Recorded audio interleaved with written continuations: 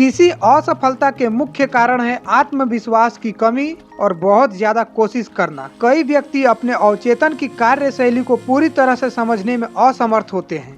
इसकी वजह से वे अपनी प्रार्थनाओं के उत्तर के रास्ते बंद कर देते हैं। जब आप जानते हैं कि आपका मस्तिष्क कैसे कार्य करता है तो आप में आत्मविश्वास बढ़ता है। आपको अवश्य यह याद रखना चाहिए कि जब कभी भी आपका अवचेतन मस्तिष्क किसी विचार को स्वीकार करता है तब वह उस पर कार्य करना शुरू कर देता है। यह अपने सभी संसाधनों और आपके मस्तिष्क की तह तक जाकर पूरे मानसिक और आध्यात्मिक नियमों को इस कार्य को पूरा करने में लगा देता है। यह नियम दोनों पर लागू होता है, चाहे विचार अच्छे हों या बुरे हों। इसकी वजह से यदि आप इसको नकारात्मक रूप से उपयोग में लाते हैं तो यह परेशानियां, असफलता और उलझने लाता है। जब आप इसे रचनात्मक रूप से उपयोग में लाते हैं तो यह मार्गदर्शन, आजादी और मानसिक शांति देता है।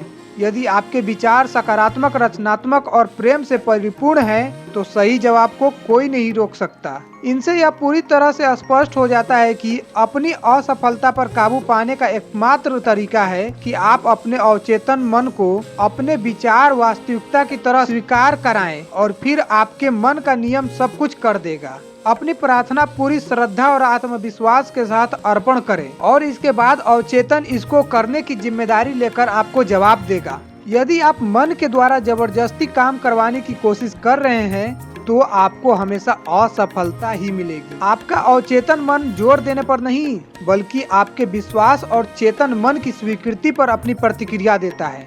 इस तरह के वक्तव्य से भी आपको जवाब नहीं मिलता, जैसे कि स्थिति खराब हो रही है, मुझे कभी जवाब नहीं मिलेगा, मुझे कोई रास्ता नहीं सूझ रहा है, सब कुछ व्यर्थ है, मुझे नहीं पता मैं क्या करना चाहता हूँ, मैं उलझन में हूँ। जब आप इस तरह के वक्तव्य देते हैं, जब आप इस तरह की बातें सोचते हैं, तब आपको अपने अवचेतन मस्तिष्क से कोई प्रतिक्रिया या सहयोग नहीं मिलता। सिपाही ने जैसे कि समय सीमा तय कर दी हो, न तो आप आगे जा सकते हैं और न ही पीछे। दूसरे शब्दों में आप कहीं नहीं जा रहे हैं। यदि आप टैक्सी में बैठकर ड्राइवर को 5 मिनट के अंदर आधा दर्जन अलग अलग दिशाएं बताते हैं तो वह बुरी तरह से उलझन में पड़ जाएगा और हो सकता है कि वह आपको ले जाने से मना कर दे। ऐसा ही आपके अवचेतन मस्तिष्क के साथ काम करने पर होता है। आपके मस्तिष्क में एक स्पष्ट विचार होना चाहिए। आपको एक निश्चित निर्णय पर पहुंचना है कि इसका उपाय है। एक रास्ता आपकी बीमारी की विकट समस्या का हल है। आपके अवचेतन के अंदर मौजूद अनंत ज्ञान से ही वह उत्तर पाता है। जब आप अपने चेतन मस्तिष्क से स्पष्ट निर्णय पर पहुंचते हैं तब आपका मन तैयार हो जाता है और आपके विश्वास के अनुसार ही आपको प्रतिक्रिया मिलती है। निश्चिंत रहिए, सब हो जाएगा। चलिए अब इस पॉइंट को समझते हैं। इसी प्रकार आपका अवचेतन मस्तिष्क एक मुख्य मैकेनिक है, सब कुछ का ज्ञाता, वह जिसे आपके शरीर के हर अंग और आपके हर कार्यकलापों को सही करने का तरीका पता है। अच्छे स्वास्थ्य की आज्ञा दो तो आपका अवचेतन उसे करेगा, लेकिन इन सब के पीछे आराम, धैर्य ही इसकी चाबी है। निश्चिंत रहिए, यह हो जाएगा। विस्तार और माध्यम से कोई मतलब मत रखिए, केवल अंत के परिणाम को जानिए। अपनी समस्या हल होने पर प्रसन्नता महसूस कीजिए, चाहे वह स्वास्थ्य, धन संबंधी अथवा रोजगार के बारे में हो। याद रखें, आपको कैसा महसूस हुआ था जब आप अपनी गंभीर बीमारी से ठीक हुए थे। अपने दिमाग में हमेशा ध्यान रखें कि आपका एहसास सभी अवचेतन की क्रियाओं को तेज करता है। अपने नए विचार को संपूर्ण महसूस करना चाहिए, जो कि भविष्य में नहीं अभी बनकर तैयार हुआ है। जरा सोचिए, कोई विरोधी नहीं है। इच्छा शक्ति के बजाय कल्पना का उपयोग कीजिए। चलिए इस पॉइंट को थोड़ा डिटेल में समझते हैं। अवचेतन मस्तिष्क का उपयोग करते हुए आप किसी विरोधी के बारे में नहीं सोचेंगे और न ही अपनी इच्छा शक्ति का उपयोग करेंगे। आप अंत अथवा परिणाम की कल्पना करेंगे और आजादी की स्थिति का अनुभव करेंगे। आप देखेंगे कि आपकी बुद्धि रास्ते पर आ रही है, लेकिन एक सरल बच्चे की भांति चमत्कार होने पर विश्वास बनाए रखें। स्वयं को बिना किसी बीमारी अथवा कठिनाई की कल्पना किए उस आजाद स्थिति जिसकी आपको तीव्र इच्छा है उसे पाने पर आपकी भावनात्मक स्थिति कैसे होगी, इसकी कल्पना करें। इस प्रक्रिया से सभी अड़चनों यानी कि लाल फीतों को काट दें। यह सरल तरीका सबसे अच्छा। कैसे अनुशासित कल्पना चमत्कार करती है, चलिए इसे अब समझते हैं। अनुशासित अथवा वैज्ञानिक कल्पना द्वारा अपने अवचेतन मस्तिष्क से प्रतिक्रिया पाने का अद्भुत रास्ता है। पहले जैसे इंगित किया गया है कि आपका अवचेतन मस्तिष्क शरीर का निर्माता है और इसके सभी जरूरी कार्यों को नियंत्रित करता है। जो कुछ भी आप विश्वास के साथ प्रार्थना से मांगेंगे, विश्वास रखिए वह आपको मिलेगा ही मिलेगा। किसी पर विश्वास का अर्थ है उसे वास्तविक अथवा सत्य की तरह स्वीकार करना अथवा उसके होने की दशा में रहना। जब आप ऐसा स्वभाव बनाते हैं तब आपको प्रार्थना से जवाब मिलने की खुशी का अनुभव होगा। प्रार्थना में सफलता पाने के 3 चरण हैं। चलिए इस चरण को विस्तार से समझते हैं। सामान्य प्रक्रिया इस प्रकार है। पहला नियम, अपनी समस्या पर नजर डालिए, आखिर समस्या कैसी है, किस तरह की है। दूसरा नियम, उस हल की ओर जाएं अथवा उससे बाहर निकलने के रास्ते की ओर जिसका हल केवल अवचेतन मस्तिष्क को पता है। इसके होने के गहरे यकीन का अनुभव करते हुए निश्चिंत हो जाएं। अपनी प्रार्थना को ऐसा कहकर कमजोर न करें, काश मैं ठीक हो जाता। उम्मीद है आपके किए जाने वाले कार्य का एहसास बॉस है। अवचेतन मस्तिष्क की अनंत शक्ति के उपचार के लिए पहिया बनकर बुद्धिमान बनिए। अपने अच्छे स्वास्थ्य के विचार को यकीन के तौर पर अपने अवचेतन मस्तिष्क को दें और फिर निश्चिंत हो जाएं। अपने हाथ ढीले छोड़ दें।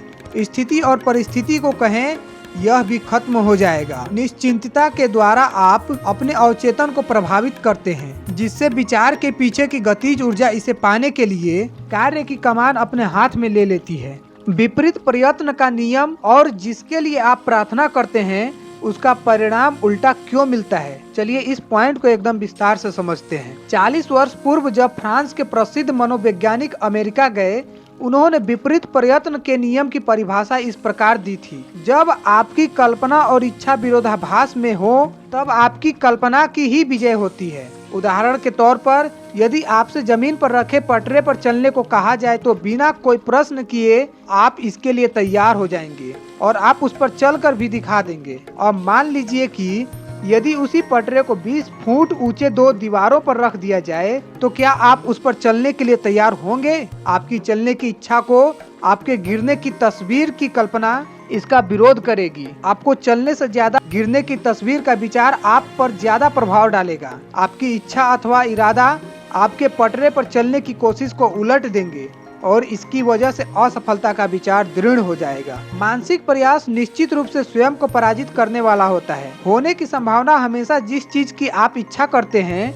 उसका ठीक उल्टा होता है। इस स्थिति से उभरने में शक्तिहीन होने का सुझाव हमेशा मन को ज्यादा प्रभावित करता है। आपका अवचेतन इन विपरीत सुझावों में से जो सुझाव ज्यादा मजबूत है उसे स्वीकार करेगा। जिसमें कोशिश न करनी पड़े वह बेहतर है। यदि आप कहते हैं मुझे उपचार चाहिए मगर मुझे नहीं मिल सकता, मैंने कोशिश की, मैंने जबरदस्ती प्रार्थना की, मैंने अपनी ओर से पूरी ताकत लगा दी, आपको जानना चाहिए कि आपकी गलती आपके किए गए प्रयासों में है। कभी भी अपने अवचेतन मस्तिष्क को अपनी इच्छा शक्ति का उपयोग करते हुए उसे स्वीकार करने पर जोर न दें। इस तरह के प्रयत्नों का असफल होना निश्चित है। जिस चीज के लिए आप प्रार्थना करते हैं आपको उसका उल्टा मिलता है। निम्नलिखित उसका सबसे सामान्य अनुभव है। छात्र जब परीक्षा देते समय अपने विषय को पढ़ रहे होते हैं तब वे पाते हैं कि उनका पूरा ज्ञान गायब हो गया है अथवा उनका पढ़ा लिखा सब गायब हो गया है। उनको ऐसा लगता है कि वो कुछ पढ़े ही नहीं है, सब कुछ भूल रहे हैं। उनका दिमाग एकदम खाली हो जाता है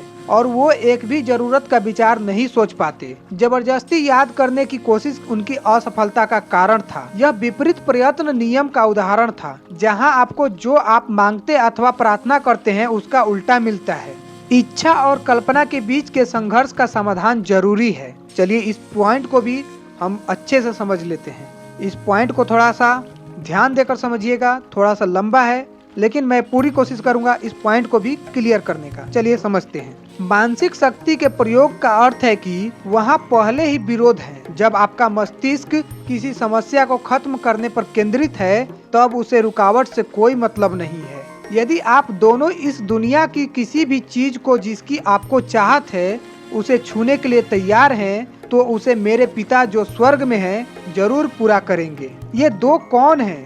इसका अर्थ है सामंजस्य पूर्ण मिलन अथवा चेतन और अचेतन का किसी विचार, इच्छा अथवा मानसिक छवि पर आपसी सहमति। जब आपके मन के दोनों भागों में कोई मतभेद नहीं है तो आपकी प्रार्थना को जवाब मिलेगा, अवश्य मिलेगा। दोनों की सहमति में आप और आपकी इच्छा, आपके विचार और एहसास, आपके विचार और भावना, आपके विचार और कल्पना के द्वारा भी प्रतिनिधित्व किया जा सकता है। आप अपनी इच्छा और कल्पना के बीच के सभी मतभेदों को, यानी कि सोने की स्थिति, जो सभी प्रयास को कम कर देती है। चेतन मस्तिष्क जब निद्रा अवस्था में होता है तो अब गहरा यानी कि काफी दूर तक डूब जाता है। अपने अवचेतन में विचार को डालने का श्रेष्ठ समय निद्रा अवस्था से पहले का है। इसका कारण है कि अवचेतन सोने से पहले और उठने के फौरन बाद सबसे ज्यादा उघड़ा और खुला हुआ होता है। इस अवस्था में नकारात्मक विचार और कल्पना आपकी इच्छा को निष्क्रिय कर देते हैं, जिससे आपका अवचेतन अपना विचार नहीं रख पाता।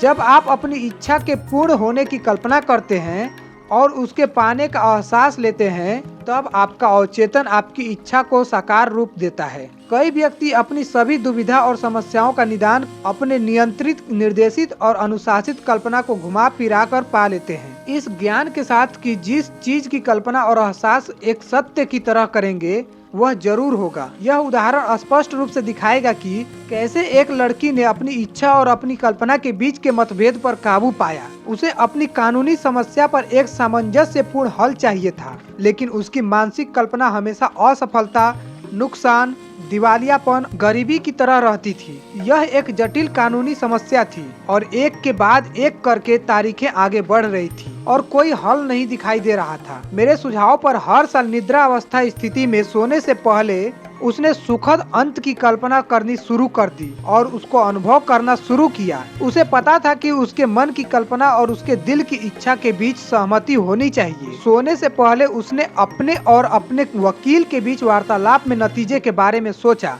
और इन सबको सजीव ढंग से देखा। वह अपने वकील से प्रश्न पूछ रही थी और वह उसे सही जवाब दे रहा था। वह उसे बार बार कह रहा था, यह एक उत्तम सामंजस्यपूर्ण हल था।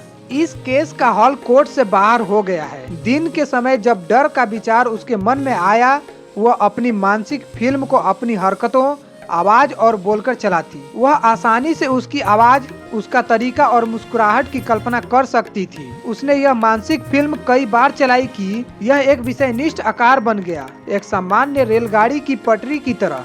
कुछ सप्ताहों के बाद उसके वकील ने उसे बुलाया और वास्तव में यकीन दिलाया कि जो कुछ वह कल्पना में देख और महसूस कर रही थी वह कार्रवाई हो रही थी। साल्मिस्ट ने जब निम्नलिखित बातें लिखी तो उनका यही अर्थ था कि मेरे मुंह से निकले शब्दों, आपके विचार, मानसिक छवि, अच्छाई और मेरे हृदय के ध्यान, आपके एहसास और प्रकृति भावनाएं, हे ईश्वर, आपकी दृष्टि में स्वीकृति मिले।